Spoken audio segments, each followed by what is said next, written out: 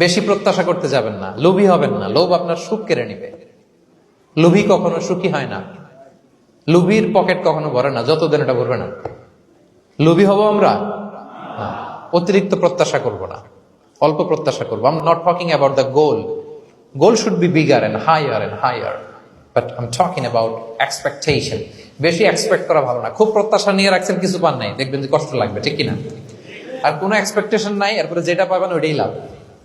যেটা পাবেন ওইটাতেই ভাল লাগে, সুখ লাগে। এই জন্য এক্সপেকটেশন যেন বড় না হয়।